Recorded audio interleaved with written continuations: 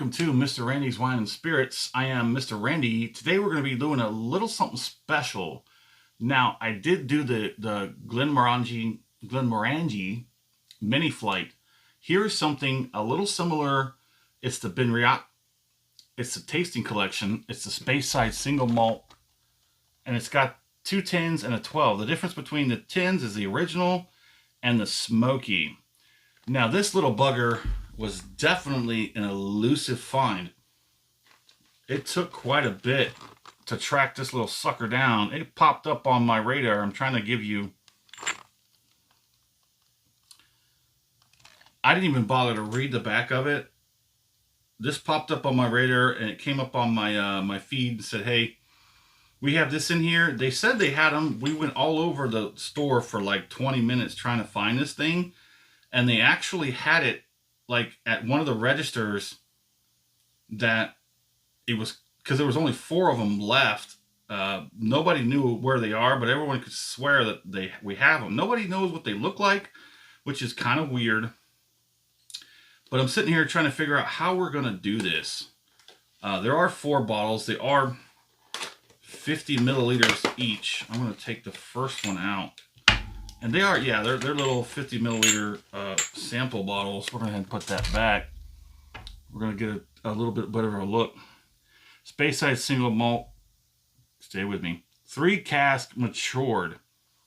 So I've been wanting to have a Benriach for such a long time now. A couple months, actually. 3 cask matured in bourbon, sherry, and virgin oak.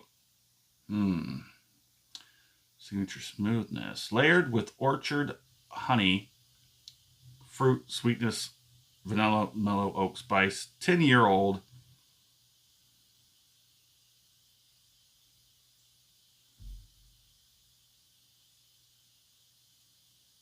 So it is a Brown-Forman. I'm sorry, there you go. It is a Brown-Forman product. I've been really wanting to get into some of these higher end scotch, which we're getting there. So most of these higher end scotch, like the Benriach, are like 60-something, 70-something dollar bottles. So I think we're just going to do 4 parts. And since it's only a 50 milliliter, it's going to have to go all in. So the only thing we're really going to be able to get here is like the first impressions we usually get off of the rip kind of stuff. So it's got a beautiful light straw color. Let me go ahead and break out Mr. Randy's handy dandy whiskey color scale.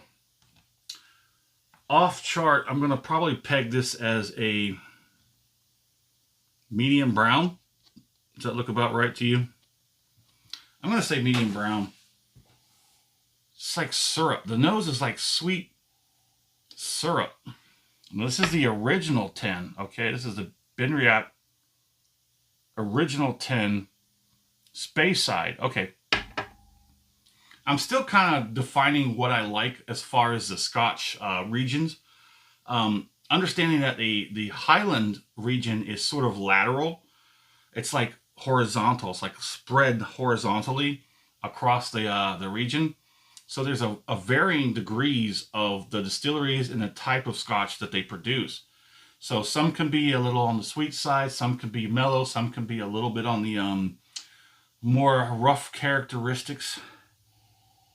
It kind of smells like honey syrup, kind of, not like maple syrup, but like a really sweet, thick, viscous sort of sweetness. A little bit of honey and fruit, yeah, sure, okay, 10-year. So Mr. Randy has come to the ideology that a lot of Scotch is better beyond the 10-year range, starting at least with the 12. Like the Glenmorangie, the 10 was meh, which sort of put me off to the whole line. But when I had that sampler, that mini flight, and I tried the 12, oh yeah. That 12 is much, much better than a 10. So the palate is very nice. Very light, delicate, very beautiful. Let's see what it's got on the palate.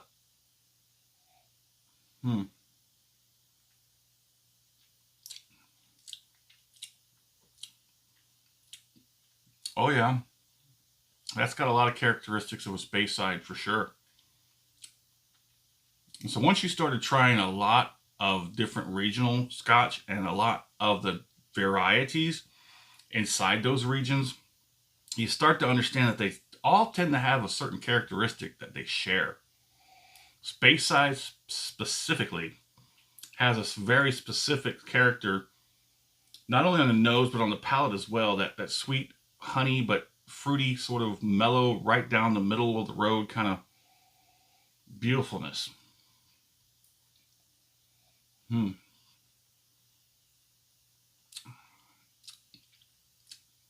That's not too strong, not too overpowering. There's nothing offensive, anything about this. This is very nice, very easy to drink, but nothing that's like lacking. There's nothing lacking.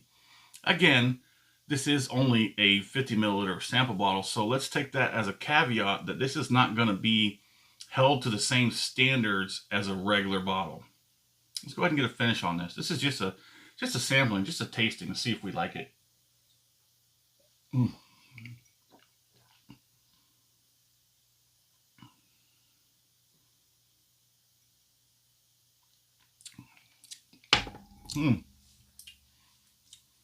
Yep. The finish is pretty much typical of a Speyside. Nothing harsh, nothing offensive, nothing too overpowering, nothing. It's a very, I don't want to say very easy, but it's an easy finish. Kind of runs in line with the palate. I think the easiest and lightest part is going to be the nose. The nose sort of like throws you off. You think, oh, this isn't going to be very much. Then the palate says, oh, wait a minute. I got you. Then the finish comes in and says, hey, I'm just like the palate. It's a very good finish. I'm really looking forward to get into the Benriach and the I can't remember the other one. The other one that was recommended to me by Mad Mick. The Balvenie. The Glenallachie. No. Craigellachie. Yes, I've had the other one. The Craigellachie. That is on my list. I think that might be the next one that I go out to get. I'm trying to I'm trying to wrap up some of my bourbon stuff so I can focus majorly on Scotch and maybe gin. But that is the Benriach Original 10 3 cask matured.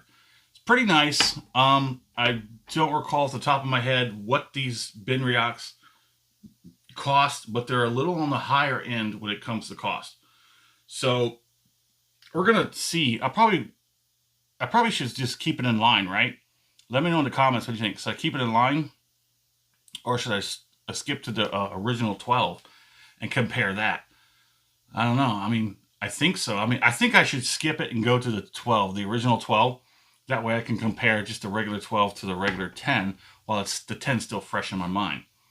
Anyways, as always, thanks for stopping by here at Mr. Randy's Wine and Spirits. I am Mr. Randy. You have a good one.